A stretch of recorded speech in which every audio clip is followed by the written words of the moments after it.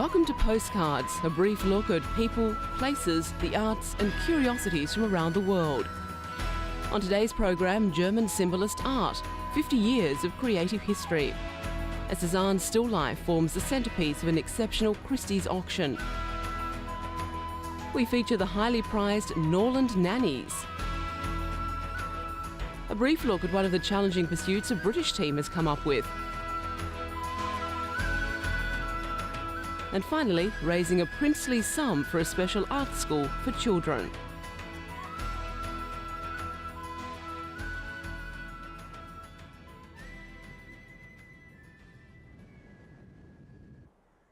First up, aside from its stunning scenery, Wales is probably most famous for rugby, coal mining and music. And while the Welsh coal industry has all but gone, and the national rugby team has seen better days, the country still produces more than its fair share of musical talent. If there is one instrument, apart from the human voice that is, that most epitomises Wales, it is the harp. 20-year-old Catherine Finch has been appointed the first official harpist to the Prince of Wales in over 100 years. It's a revival of a tradition that dates back to the 15th century. Welsh-born Catherine has been playing since she was a child and currently studies at the Royal Academy of Music in London. The Prince of Wales, heir to the British throne and himself a keen musician, decided to revive the appointment of a royal harpist in recognition of the instrument's special place in the musical culture of Wales.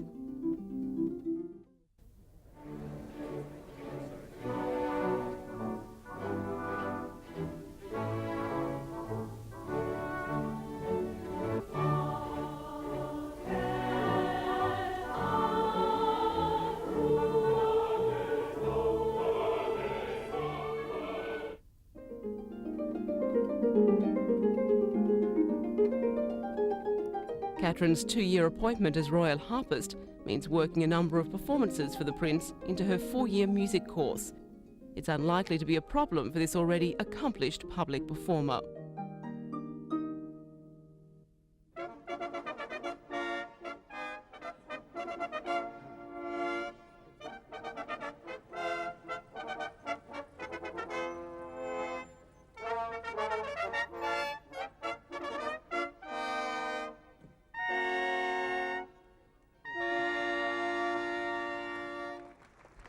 Even at the grand age of 99, Britain's much-loved royal, the Queen Mother, still insists on carrying out her share of public engagements. And this week has been no exception, as the guest of honour at Somerset House in London, officially opening what is now deemed to be one of Britain's greatest historical buildings. Queen Elizabeth, who will celebrate her 100th birthday in August, was there to mark both the building's multi-million-pound restoration and the reopening of the surrounding courtyard and riverside buildings. Somerset House has undergone a massive overhaul and it's set to become one of the capital's leading tourist attractions.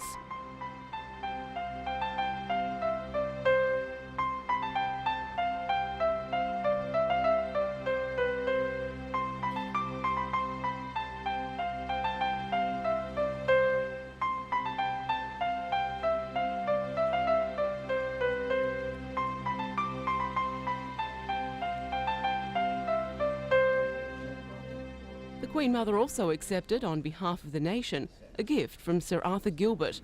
The collection, which bears his name, features some of the world's most exotic examples of gold and silver work. To a regal fanfare, Queen Elizabeth officially opened Somerset House. Taking time then to look around the Gilbert collection, one of the 2 distinct museums within Somerset House, the Queen Mother viewed a host of decorative art, including gold and silverware and intricate mosaics. Sir Arthur Gilbert playfully stated that if the public did not enjoy the exhibits, they could give them back. With almost 1,000 rooms, Somerset House was used to accommodate the servants of government. But under the masterful eye of 3 teams of architects, and with a $75 million US investment, it's slowly been transformed. And with its antique collections, paintings and sculptures, Somerset House is destined to become a major centre for culture and the arts. A passage linking Somerset House with the River Thames has now been reopened, and a new pedestrian bridge is being built.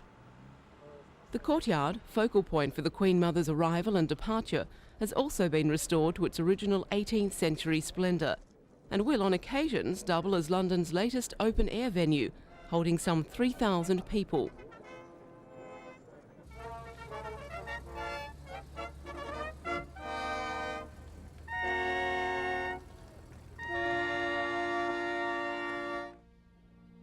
Some of this art has never been seen before in Britain. The works are by German symbolist artists. Kingdom of the Soul was showing at the Birmingham Museum and Art Gallery, its only UK venue, and focused on the 50-year period between 1870 and 1920, an exceptionally creative period in German cultural history.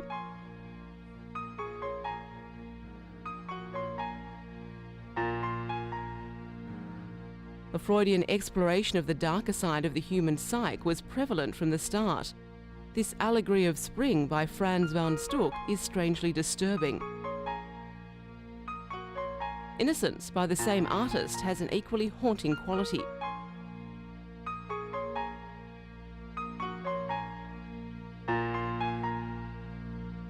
A famous painting, on loan to Birmingham only, is Swiss-born Arnold Bockland's Self-Portrait with Death. It caused something of a stir when first exhibited.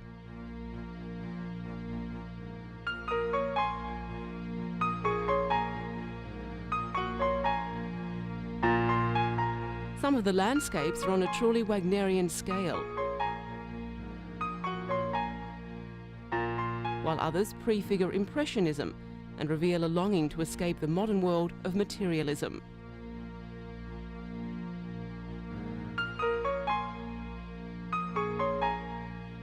Heroics and mythological subjects abound, some trembling on the edge of kitsch, like Klinger's Triton and Nereid, or Prayer to the Light by Hugo Hoppener.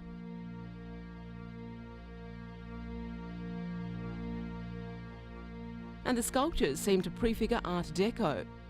Some have a dramatic intensity of their own. The exhibition, containing more than 180 paintings, drawings and sculptures, was a rare treat for those able to see it. A still life by Cézanne, valued at around $19.5 million US, forms the centrepiece of a landmark event on the International Art Auction calendar. Christie's summer sale is attracting the world's top private and institutional collectors. And a stroll past this year's offerings is like being between the pages of an art historian's textbook. Vintage works by Monet, Pissarro and Degas, Sisley, Chagall and Delaunay envelop the viewer.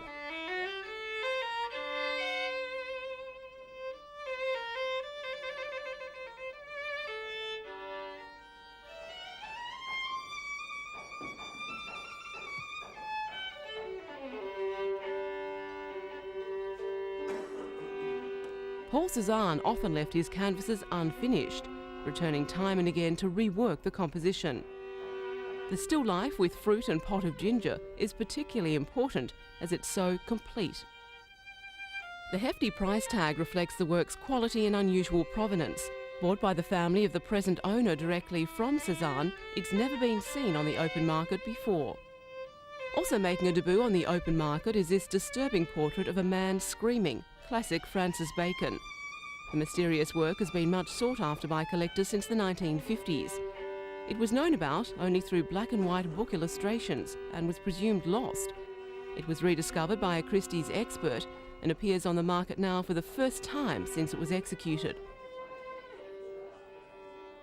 An unmissable element to the sale is a stunning array of eye-catching landscapes by Claude Monet, Camille Pissarro and Alfred Sisley, one of the strongest groups of Impressionist paintings seen on the London market for many years. The Impressionist artists painted en plein air, expertly capturing the effects of light at different times of the day. The canvases are as fresh and alive today as when they were painted, and the Impressionist period remains the most uniformly adored of any in art history.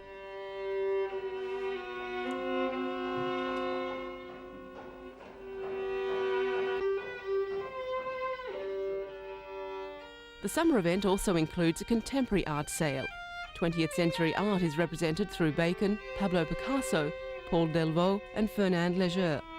The three sales are expected to realise in excess of $118 million US.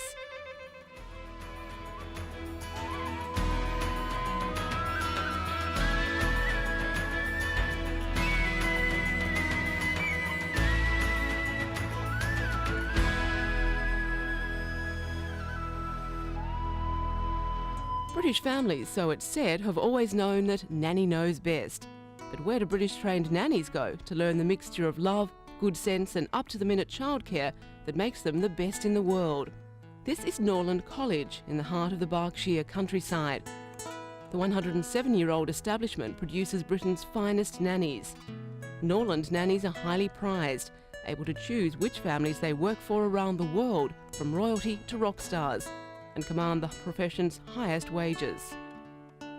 The college was founded in 1892 by education and nursery pioneer Emily Ward. It began as a kindergarten and preparatory school in Norland Place in London's Notting Hill.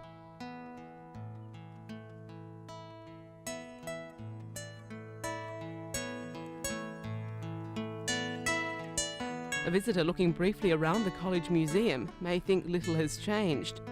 For most people, Norland is still synonymous with nurses immaculately turned out in brown uniforms. A look around the present-day college, though, firmly places it in the 21st century.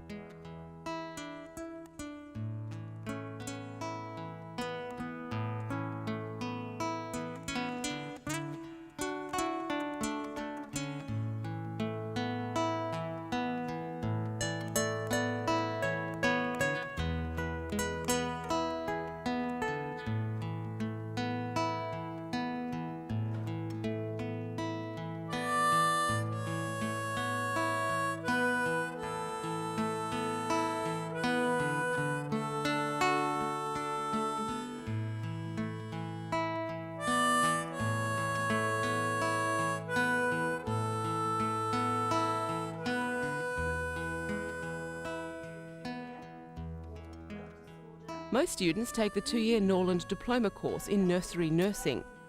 A new 2-year-long Diploma of Higher Education, which offers a more academic approach to childcare, was introduced in September 1999. For international students, there is a 1-year diploma course. Students alternate between the classroom and placements. A week in lectures is followed by a week of practical work.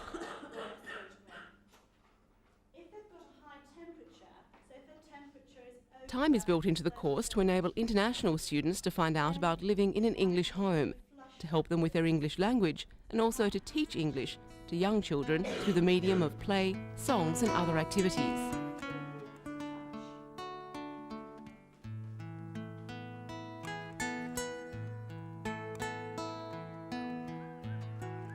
Set in 150 acres of spectacular parkland, Denford Park is both a college and a childcare centre.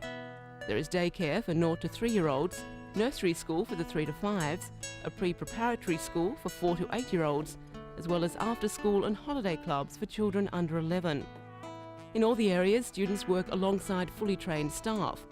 In this way, the classroom is backed up by hands-on experience.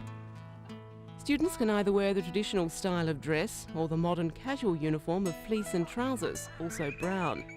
Hair should be off the collar, makeup minimal, and earrings restricted to studs. As well as putting into practice what the students have learned, the practical experience helps highlight areas of specific interest. The college currently has students from Russia, the Bahamas, Canada, Japan and the United States. Some students make their first contact with Norland through the internet. Students also get the opportunity to help with the pre-prep school. Some of the students will eventually go on to train as teachers. Graduates of the college are known as Norlanders. The college holds a Norland Professional Register and can find jobs and give support to graduates right throughout their careers.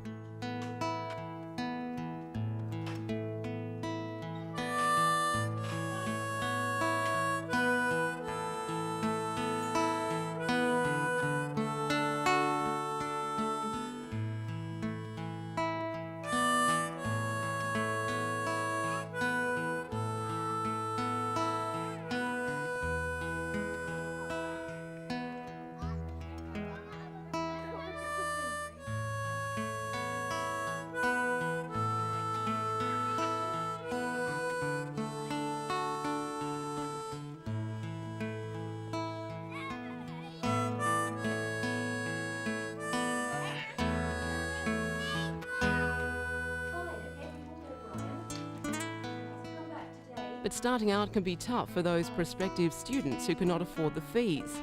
To this end, the first principal of Norland, Isabel Sharman, created what is now known as the Shaman Bursary Scheme. Shaman students spend a year working as part of the household staff before beginning the 2-year Norland Diploma training. Under the bursary scheme, they can earn up to 50% off the training fees.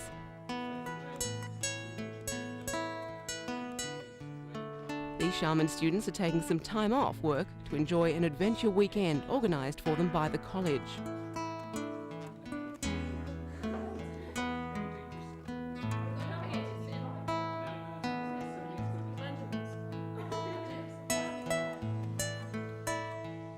Norlander Rebecca McDonald began her career as a Shaman student.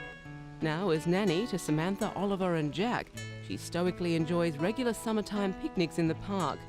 Her student days studying nutrition are put to the test.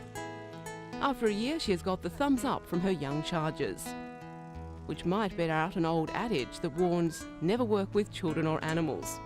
Undeterred, a Norlander presses on despite the rain and high water. As Mary Poppins would say, spit spot.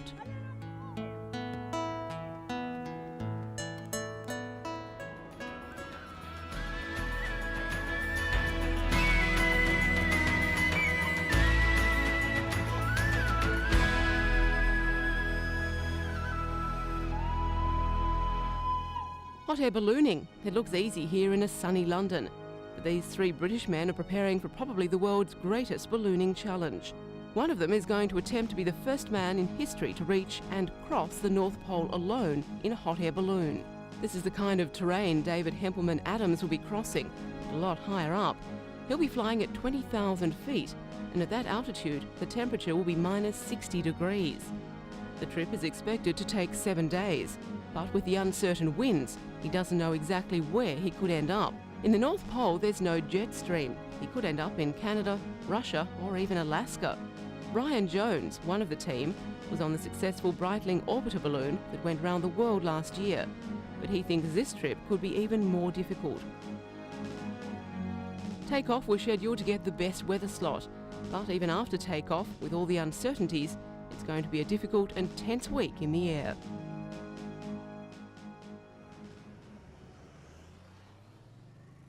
The historic banqueting hall in Whitehall, the main artery of Britain's central government. But this week, it is art, not politics, under scrutiny here. Prince Charles, heir to the British throne, and Prince Khalid Al Faisal, son of the late King Faisal and a regional governor in Saudi Arabia, are friends and fellow artists. In the banqueting hall, where a tent-like decor added a subtle Arab touch to the 18th century Rubens interior, the 2 princes opened a joint exhibition of their paintings. The idea was born when Prince Charles visited Saudi Arabia last year. In his opening speech, Prince Khalid said this was one of the largest ever cultural collaborations between Britain and Saudi Arabia, and expressed the hope it would encourage other artists in both countries.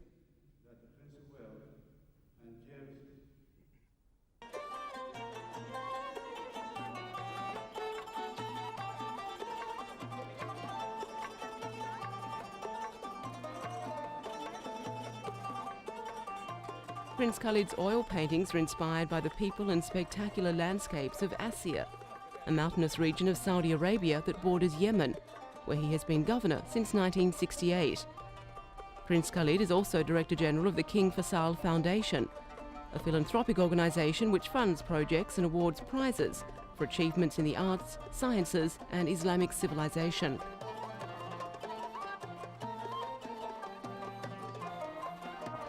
On the floor below the London exhibition is a reconstruction of an Azir village, with examples of the traditional arts and crafts of a culturally diverse region, which Prince Khalid holds in high regard. The people of Azir are famed for their strength of character and their forbearance in the face of difficulties in their lives. The name Azir, which means difficult in Arabic, originates from the difficult geography of the area. While Prince Khalid paints in oils, Prince Charles opted for watercolours for his views of the high mountains and plunging ravines of Azir. All funds raised by the London exhibition, including an auction of 2 lithographs, will go to fund a special arts summer school for children in London.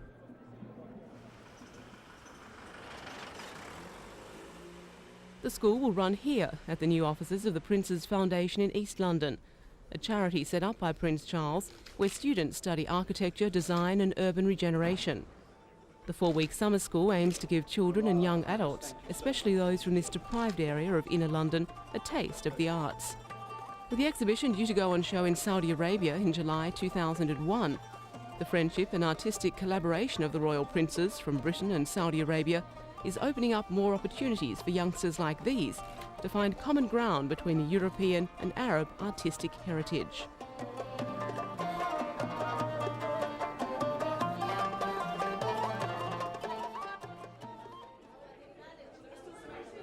Elsewhere, another unusual kind of exhibit, a fully functional Bedouin tent, pitched with blocks rather than pegs, erected in the middle of the British Museum.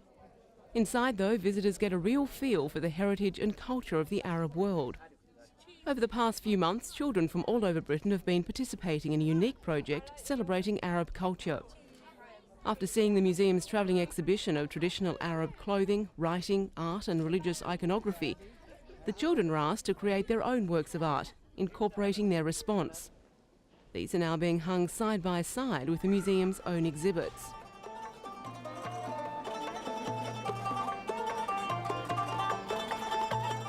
The children from differing backgrounds have responded in various ways. This student was inspired by Arabic calligraphy and contributed to this banner with her thoughts on Islam and life in England.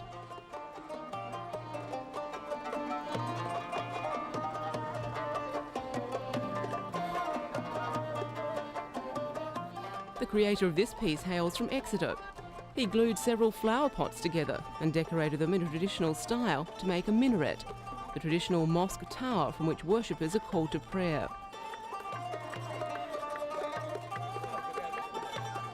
A recurring theme in the children's work was the use of bright colours in the traditional way. Adam Gray was inspired by the Islamic mosaics and made his own versions of wall tiles. Around the edges is a simplified version of his name in Arabic. Curators of the exhibition say the children's responses have been a mixture of traditional and contemporary works, and it's helped foster better understanding about what it means to be Arabic in Britain. Bedouin tent expert Mohammed Al-Ghai says his contribution recalls how the older generations from the Arab Peninsula cope with the practicalities of life. In those days there was no light or refrigeration. Everything was arranged in a particular order for a particular reason. Seeing their work displayed amidst Arab cultural icons in the British Museum has instilled in the youngsters a sense of pride in their identity and an engagement with the Arab culture. And that's all for today. Join us again next time for a postcard look at interesting people, places, the arts and curiosities.